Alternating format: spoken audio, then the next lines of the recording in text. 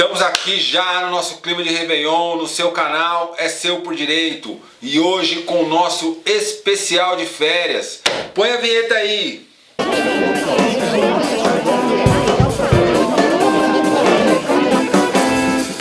É seu por direito. Diz a CLT que todo trabalhador terá direito a um mês de férias depois de um ano de trabalho, sem prejuízo da sua remuneração. Então, seja bem-vindo às suas férias. A grave crise econômica e política do Brasil certamente vai inviabilizar que grande parte dos brasileiros possam viajar e curtir as férias da maneira que gostariam. Mas é importante destacar o seguinte: um grupo de brasileiros conquistou um direito importante que é negado ou que as pessoas não conhecem, que é o direito do acesso aos idosos de uma vaga nos ônibus interestaduais. Como é que faz para requerer esse benefício? A pessoa com 60 anos ou mais pode requerer uma passagem num ônibus interestadual e a empresa tem o dever de deixar 2 vagas reservadas para os idosos. Ou seja, os ônibus que saem de todas as companhias, de todas as empresas que fazem transporte interestadual no Brasil, têm o dever de deixar reservado em cada carro que é disponibilizado para as viagens 2 vagas. E aí a pessoa vai lá, faz o requerimento, comprova que tem mais de 60 anos e que ganha até 2 salários mínimos e a empresa de ônibus é obrigada a reservar a vaga para ela. É um direito das pessoas com mais de 60 anos conquistado a partir de 2006, ou seja, há 10 anos, e tem muita gente que ainda não sabe.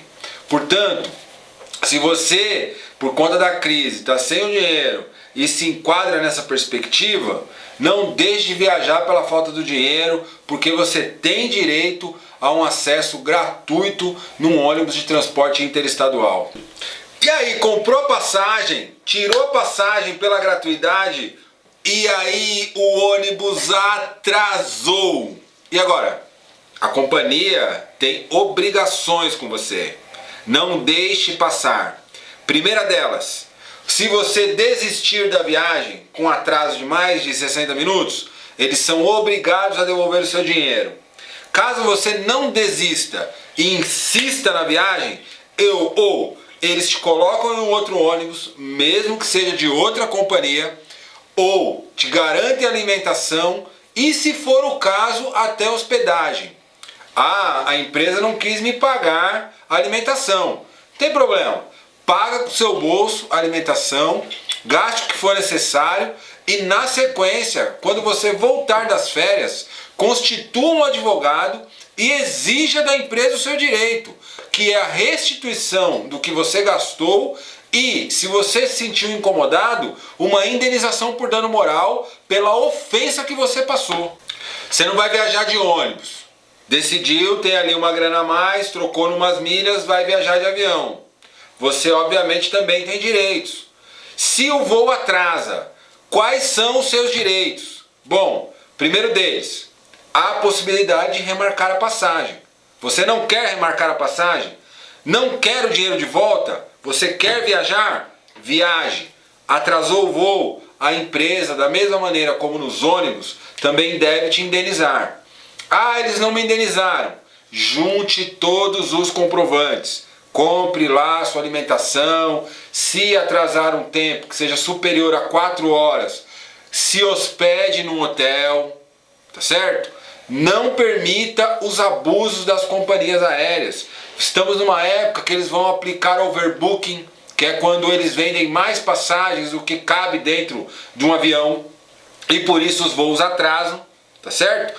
E as pessoas perdem conexão, né? E aí o que você deve fazer? A empresa não quer te indenizar? A empresa não quer pagar sua alimentação? Junte todos os comprovantes. Tem umas pessoas que agem aí de má fé e querem impor uma legislação internacional no Brasil que preservam as empresas. Como exemplo, a Convenção de Varsóvia. Mas no Brasil não tem isso não. No Brasil tem Código de Defesa do Consumidor. E o STJ já entendeu centenas de vezes que cabe dentro do Brasil a aplicação do Código de Defesa do Consumidor contra essas companhias aéreas. Porque muito embora o Brasil seja signatário dessas leis internacionais, se aplica o Código de Defesa do Consumidor. Portanto, se de alguma maneira você foi lesado nesse atraso do voo, seja de ordem material, como por exemplo, uma despesa que você teve que ter ali para comer um negócio, se hospedar, seja de ordem moral, porque você perdeu o voo, deixou de encontrar com a namorada, não permita esse abuso, constitua um advogado e lute pelo seu direito. E aí você viajou de ônibus ou de avião, obviamente que você levou uma bagagenzinha. Sem entrar no mérito de todas as polêmicas que ainda não foram resolvidas com relação ao pagamento ou não das bagagens por fora, vamos dizer o seguinte: você viajou, sua bagagem está lá e de repente ela sumiu, não chegou no destino. O nome disso é extravio de bagagem. E quando há o extravio de bagagem, seja quando você faz uma viagem aérea ou terrestre, a empresa é responsável. A empresa não pode impor a um terceiro a responsabilidade que ela assumiu no momento do transporte. Então, se você exigir da empresa uma indenização por dano material e moral, certamente você terá sucesso. O problema ainda é mais grave quando você pensa numa viagem para o exterior, você saiu do Brasil, chegou no exterior, sua bagagem extraviou e você chegou lá com a roupa do corpo, muitas vezes com um voo depois de 12 horas ou 16 horas de voo, e aí você chega num outro país estranho e não tem bagagem nenhuma. Não pode nem tomar uma ducha. É um abuso, um absurdo. E as companhias aéreas não te indenizam. Dizem que a bagagem foi para outro estado tal e que tal dia vão te entregar no seu hotel. Isso é um absurdo, é um abuso. Não permita. Então, no caso de extravio ou dano de bagagem, exijam o seu direito, constitua um advogado e lute. Não permita o abuso e, pela incompetência dessas companhias, o seu prejuízo, porque eles ganham muito bem para prestar um serviço de qualidade. Uma coisa que sempre me perguntam, que é muito comum, é: e crianças e adolescentes, como é que eles viajam? Se eles tiverem que ir desacompanhados, precisa de uma autorização judicial? Não são todos os casos, é bom que fique bem claro. Muito embora cada tribunal de justiça do estado atue de uma maneira diferente, a lei é uma só no Brasil inteiro. Então eu darei alguns exemplos que são os mais importantes, e aí, se eventualmente precisar fazer uma pesquisa, nós vamos deixar aqui um link do Tribunal de Justiça de São Paulo, que tem uma cartilha com orientações básicas com relação a essa situação da viagem desacompanhada de adolescentes e crianças. Bom, se você tem um filho, né, e ele vai viajar dentro do território nacional com um parente, precisa de autorização judicial? Não. Dentro do território nacional, com um parente consanguíneo, é absolutamente desnecessária a apresentação de autorização judicial. E se for com um terceiro que não tem vínculo sanguíneo com essa criança? Nessa situação é necessária uma autorização subscrita pelos pais, com reconhecimento de firma feita em cartório, seja por autenticidade ou por semelhança. Ah, mas eu não sei o que é isso. Bom, o cartório vai saber, você pode perguntar no cartório qual é a diferença de um reconhecimento de firma para o outro. Mas de qualquer maneira, qualquer um dos dois serve.